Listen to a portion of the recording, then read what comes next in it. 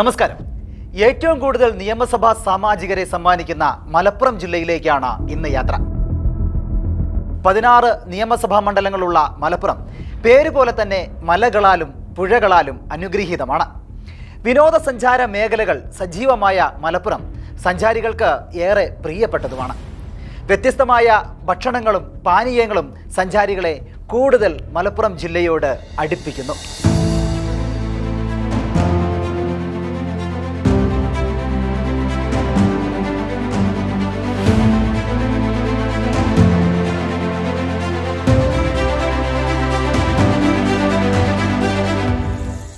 മത്സ്യവും മാംസവും അടങ്ങിയതാണ് മലപ്പുറം ജില്ലയുടെ പ്രധാന ഭക്ഷണ സംസ്കാരം.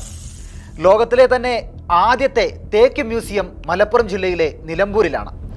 വനങ്ങളാലും തേക്കുകളാലും സമ്പന്നമായ കനോലി പ്ലോട്ട് ഇവിടുത്തെ പ്രധാന കാഴ്ചയാണ്. മലപ്പുറം നഗരത്തിൻ്റെ ഹൃദയഭാഗത്തുള്ള മനോഹരമായ ഒരു ഉദ്യാനം കോട്ടക്കുന്ന് മൈതാനമാണ്. വൈകുന്നേരമായാൽ ആയിരക്കണക്കിന് ആളുകളാണ് മൈതാനത്തിലേക്ക് വരുന്നതും അവർ വിനോദത്തിൽ ഏർപ്പെടുന്നതും. മിനി ഊട്ടി അഥവാ അരിമ്പ്ര മല കോടമഞ്ഞും പ്രകൃതി ഭംഗിയും കൊണ്ട് സഞ്ചാരികളെ ആകർഷിക്കുന്ന മിനി ഊട്ടിയും മലയാള ഭാഷയുടെ പിതാവായ തുഞ്ചത്തെഴുത്തച്ഛൻ്റെ ജന്മസ്ഥലമായ തുഞ്ചൻ പറമ്പും പുഴയും കടലും ചേരുന്ന ഭാഗത്തെ മനോഹര പക്ഷിസങ്കേതമായ കടലുണ്ടി പക്ഷിസങ്കേതവും മലപ്പുറത്തിൻ്റെ ദൃശ്യഭംഗി വിളിച്ചോതുന്നു.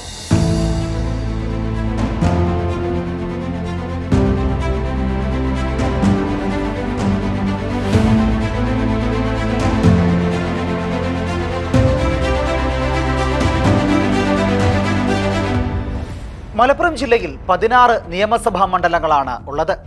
കൊണ്ടോട്ടി, ഏറനാട്, നിലമ്പൂർ, വണ്ടൂർ, മഞ്ചേരി, പെരിന്തൽമണ്ണ, മങ്കട, മലപ്പുറം, വേങ്ങര, വള്ളിക്കുന്ന്, തിരൂരങ്ങാടി, താനൂർ, തിരൂർ, കോട്ടയ്ക്കൽ, തവനൂർ, പൊന്നാനി എന്നിവയാണ് നിയമസഭാ മണ്ഡലങ്ങൾ. 2011 സെൻസസ് പ്രകാരം മലപ്പുറത്തെ മുസ്ലിം വിഭാഗം 70.24%, അതായത് ഏകദേശം 28.8 ലക്ഷം പേർ. കേരളത്തിൽ ഏറ്റവും കൂടുതൽ മുസ്ലിം ജനസംഖ്യയുള്ള ജില്ല കൂടിയാണ് മലപ്പുറം. ക്രിസ്ത്യൻ വിഭാഗം 1.98% മാത്രമാണ്.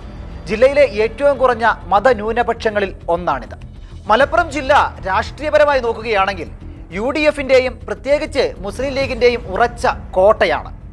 എങ്കിലും കഴിഞ്ഞ കുറച്ച് തെരഞ്ഞെടുപ്പുകളിൽ LDF വലിയ മുന്നേറ്റമാണ് ഇവിടെ നടത്തിയിട്ടുള്ളത്.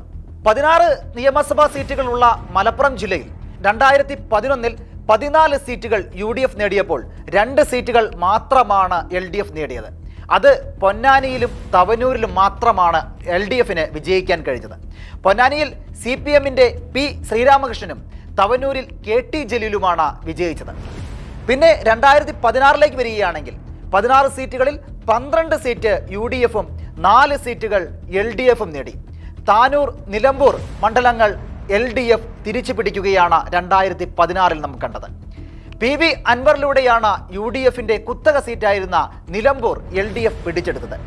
ആര്യാടൻ മുഹമ്മദിൻ്റെ കോട്ടയായിരുന്ന നിലമ്പൂർ ആണ് PV അൻവർ പിടിച്ചടക്കിയത്. 2021 വരികയാണെങ്കിൽ 16 സീറ്റിൽ 12 സീറ്റുകൾ UDFിനും 4 സീറ്റുകൾ LDFും സ്വന്തമാക്കി.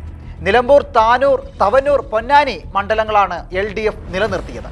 എന്നാൽ PV അൻവർ MLA സ്ഥാനം രാജിവെച്ചതോടെ വന്ന ഉപതെരഞ്ഞെടുപ്പിൽ ആര്യാടൻ ഷൗക്കത്തിലൂടെ UDF നിലമ്പൂർ തിരിച്ചു പിടിക്കുന്ന കാഴ്ചയും കണ്ടു നാം.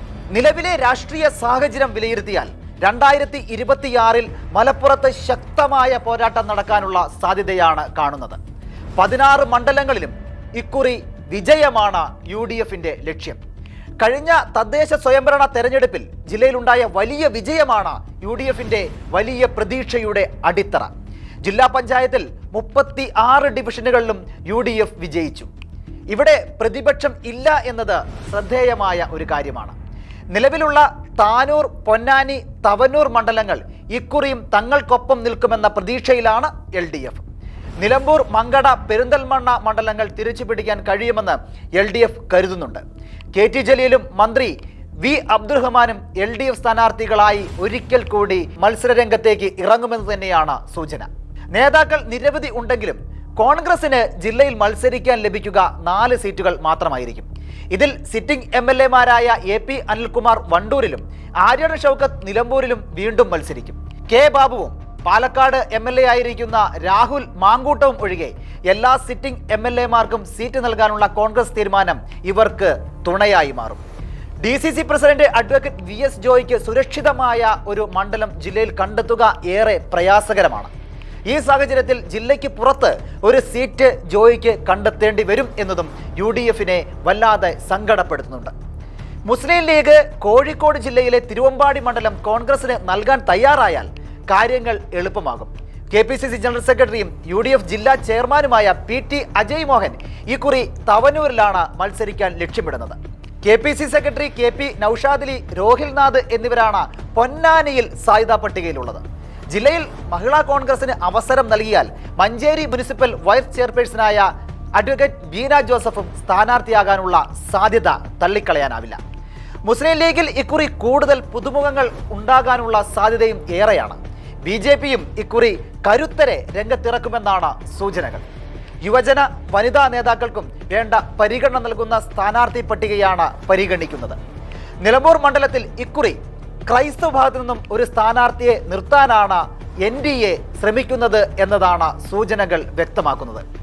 കേരള രാഷ്ട്രീയത്തിന്റെ ശ്രദ്ധാകേന്ദ്രമായി മാറുകയാണ് മലപ്പുറം. കുംഭം മീനമാസങ്ങളിലെ വേനൽ ചൂടിൽ മലപ്പുറം ജില്ലയുടെ രാഷ്ട്രീയ അന്തരീക്ഷം രാഷ്ട്രീയ ചൂടിലും അമരും തീർച്ച.